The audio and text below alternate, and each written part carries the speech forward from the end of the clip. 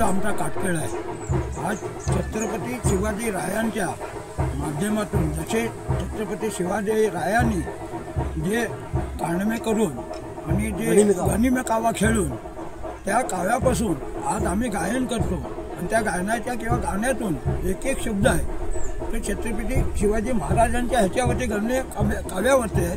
जे शत्रूला कसं पटवायचं, कसं सावध करायचं हे सगळं त्याच्यावर, आणि आपण कसं शत्रूला घेरून घ्यायचं हे आमच्या गाण्यातून सगळ्यांना माहिती आहे.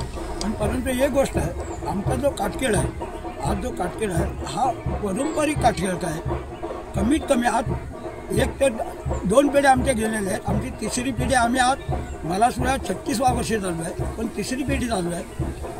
आमच्याबरोबर काटखेळ असताना देवाची पालखी आहे, परंपरा देवाची पालखी संपूर्ण पुढे जाते, काटखेळ 2 नंबरला जातो आणि राधेवाडा 3रे जातो. असे आमचे 3 आमचे खेळ आहेत. त्याच्या माध्यमाचा महत्त्वाचा सांगायचं म्हणजे आज आपण खेडेगावात जर आलात तर खरोखर मी तुमचा आभार मानतो, कारण का ह्या देवस्थानाचं जे प्रथमतः सगळ्यात केले ते तुमच्या ह्या माध्यमातून झाले आणि त्याच्या पुढे आम्हाला सगळ्या लोकांना देखील बघायला मिळते, महाराष्ट्राला बघायला मिळते आणि जगात सगळीकडे दिल्लीपर्यंत कुठेही जावा पण तुमच्या म्हणजे ह्यांनी दाखवलं चॅनलने. एवढंच बोलताना मी थांबतो.